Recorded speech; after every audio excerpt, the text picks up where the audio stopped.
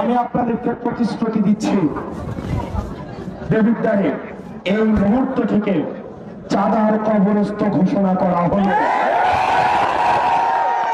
প্রিয় দেবিদ্বারের ব্যবসায়ীরা, প্রিয় দেবিদ্বারের ব্যবসায়ীরা, প্রিয় দেবিদ্বারের ব্যবসায়ীরা, প্রিয় সিএনজি স্টেশনের ভাইয়েরা, পেশাজীবী শ্রমজীবী ভাইয়েরা, প্রিয় হোটেল মালিকরা, যারা দেবিদ্বারে ব্যবসা করবেন সর্ব জায়গায়, সরকারি যে ধরনের ফি আপনাদের রয়েছে, সরকারি যে আপনাদের নিয়ম মেনে ব্যবসা করার কথা, আপনাদের রেজিস্ট্রেশন, ট্যাক্স ফাইল, এইসব বিষয়ে ব্যতীত দেবিদ্বারের কোনো ব্যক্তিকে এক পয়সাও আপনাকে চাঁদা দিতে হবে না।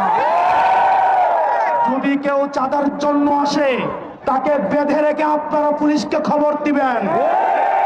দেবিদ্বারের আইন শৃঙ্খলা বাহিনীকে এই মুহূর্ত থেকে আমি সচেষ্ট করে দিয়ে যাচ্ছি, দেবিদ্বারে যারা চাকরি করতে আসবে তাদেরকে এটা মেনেই চাকরি করতে আসতে হবে। সরকারের যেই বেতন ভাতা, সরকারের যেই সুবিধা আপনাদেরকে দেওয়া হয়, আপনারা আমাদের ভাই, আপনারা বাংলাদেশটা পরিবর্তন করতে চান। আমার সরকারি চাকরিজীবী ভাইয়েরা, আমরা বিশ্বাস করতে চাই আপনারা ঘুষের সাথে জড়িত না, কম্প্রোমাইজের সাথে জড়িত না। তারপরেও যদি কোনো অফিসার দেবিদ্বারে ঘুষান্বিত আসে, তাকে দেবিদ্বারে চাকরি করতে দেওয়া হবে না। প্রিয় দেবিদ্বারের মাদকের সাথে আপনারা জড়িত আছেন যারা, এতদিন পর্যন্ত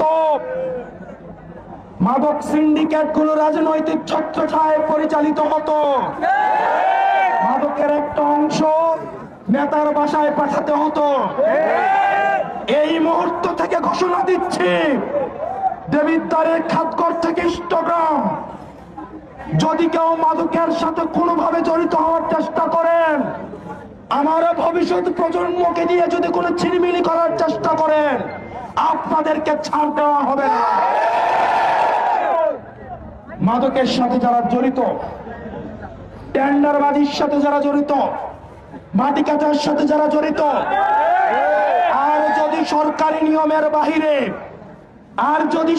নিয়মের বাহিরে এক কোদাল মাটি দেবিদ্বারের গুমতি থেকে নেওয়া হয়, আপনাদেরকে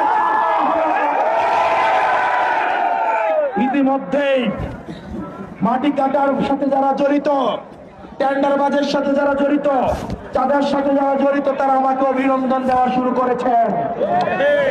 হোয়াটসঅ্যাপে আমার সাথে যোগাযোগ করার চেষ্টা করছেন, ফোন করে শুভেচ্ছা জানাচ্ছেন। আমরা আপনার শুভেচ্ছা গ্রহণ করলাম, কিন্তু নামাজ পড়ে তওবা করে আমার সামনে আসতে হবে। আমরা আপনাদের কর্মসংস্থানের প্রয়োজনে ব্যবস্থা করে দিব, প্রয়োজনে রিক্সা কিনে দিব, প্রয়োজনে ভ্যান কিনে দিব, প্রয়োজনে আমরা যাকাত ফিতরা তুলে নিজেরা সহায়তা করে আপনাদের কর্মসংস্থানের ব্যবস্থা করে দিব।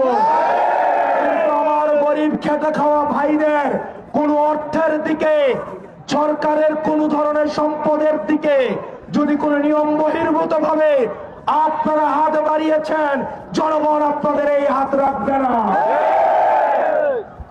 একই সাথে আপনারা আমাকে যারা ভোট দিয়েছেন,